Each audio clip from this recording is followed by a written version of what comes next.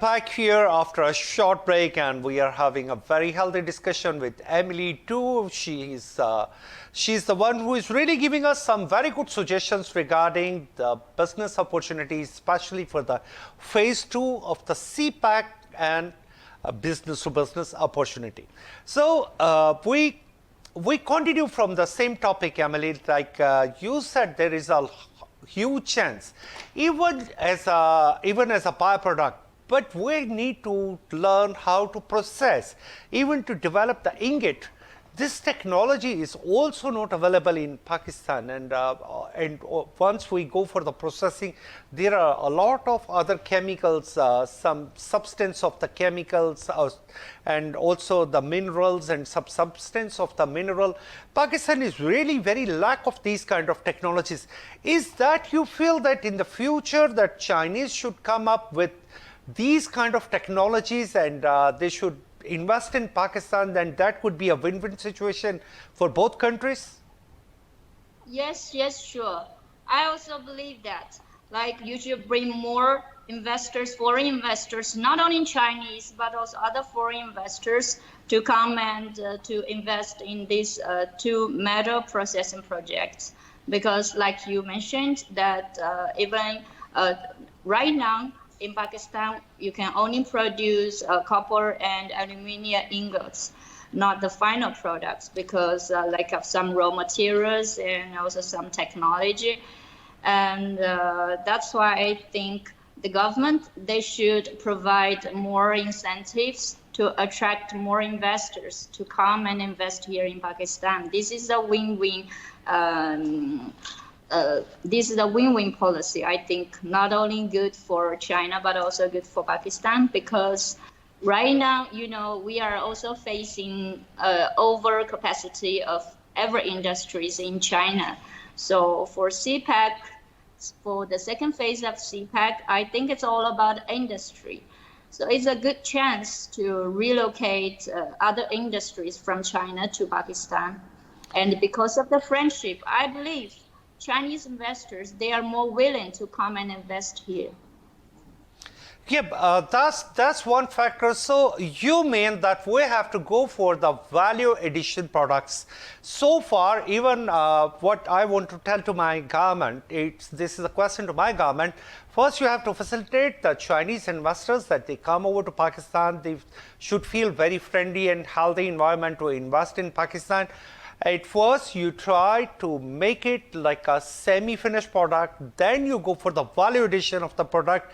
As Emily do, she have mentioned it, like we have a lot of resources, a lot of chances, and Chinese companies, they are very much eager to move over to Pakistan to invest, but we have to provide an investment-friendly environment. Is that right, Emily do? Yes, sure. So how do you feel? What kind of facilities that you feel that it should be very compulsory for the Chinese to come over to Pakistan to invest? First, I think, like I mentioned, we are located in Rashaka, ACZ, and for special economic zone, government should provide more incentives to attract investors, and also they have to lower down the power price, because the cost of the power is very much important to all industries, not only steel sector, but also other metal industries. So with this high cost of power, it killed all the industries, not only affect the residents, but also the industries. Okay, so as you mentioned the word incentive, this is the word I always try to talk to my government side. I always try to explain to them, like, unless you don't provide any incentive to the investors, and especially right now we are very focused for CPAC, but not only for the Chinese, although we take them on a very priority side for our government, but on the other way is like we have to consider what are the incentive we are providing to our investors. Is that we have really developed our system as a investment friendly I still feel there is a lot of flaws, and I met with a lot of people that they are suffering the different kind of situations. So is that SIFC, that Special Investment Facilitation Center, do you believe like in future these kind of centers will be really helpful for the foreign investors to come over to Pakistan to invest?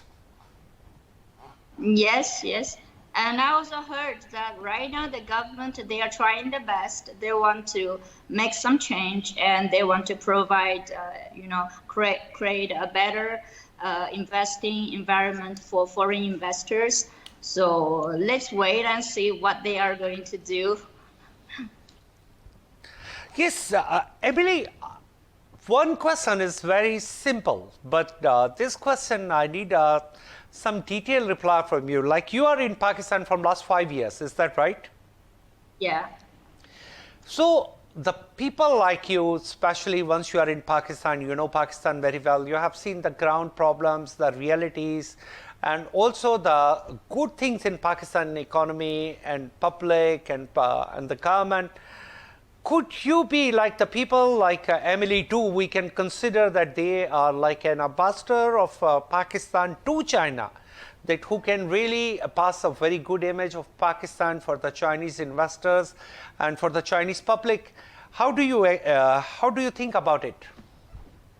Well, I would like to do so, but till now we are also struggling about our own projects. It's been 5 years, and still we have not completed our projects. So I hope that we can get some support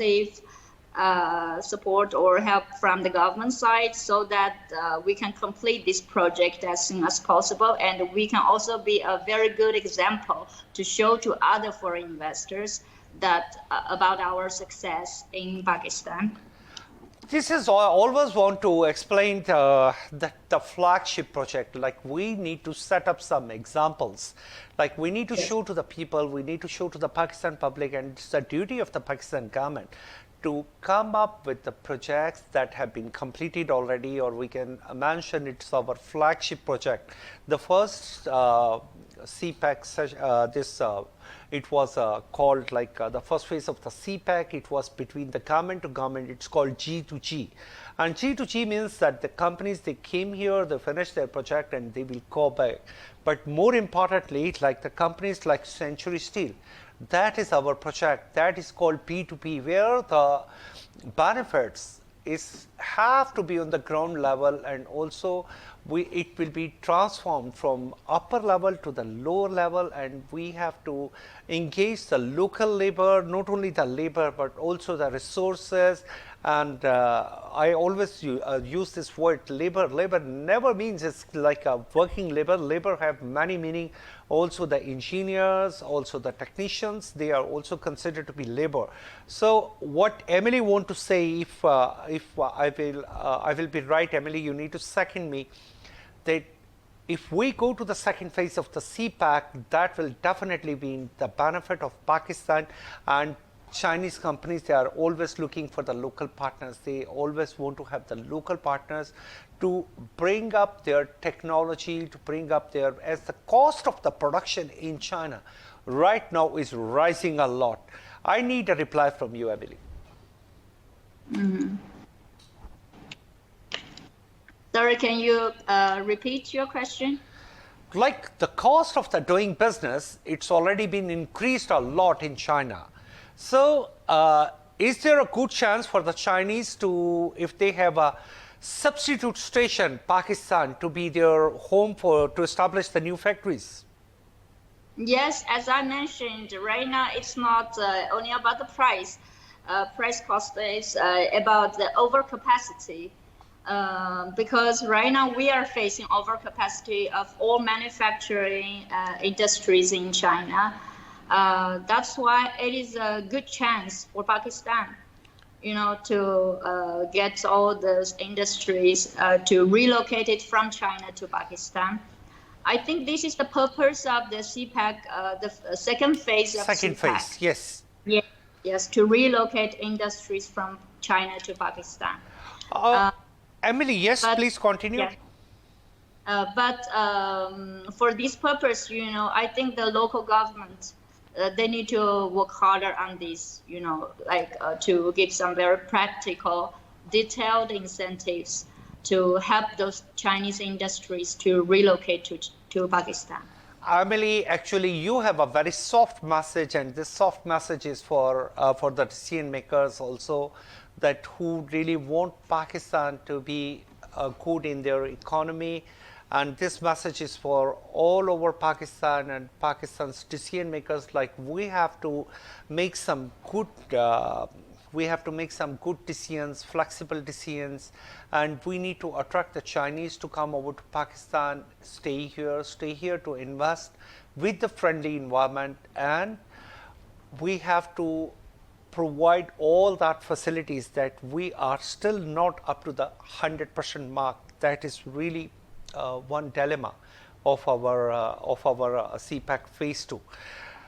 Emily, how do you think if CPEC Phase 2 is already in operation, what kind of industries mostly is expected to be moved to Pakistan? Well, in my personal opinion, since I'm in steel sector, so I prefer to say that, of course, right now, Pakistan is an agriculture country, and for the development of one nation, usually it goes from agriculture to industry. So I think right now it's the time for Pakistan to move to industry country.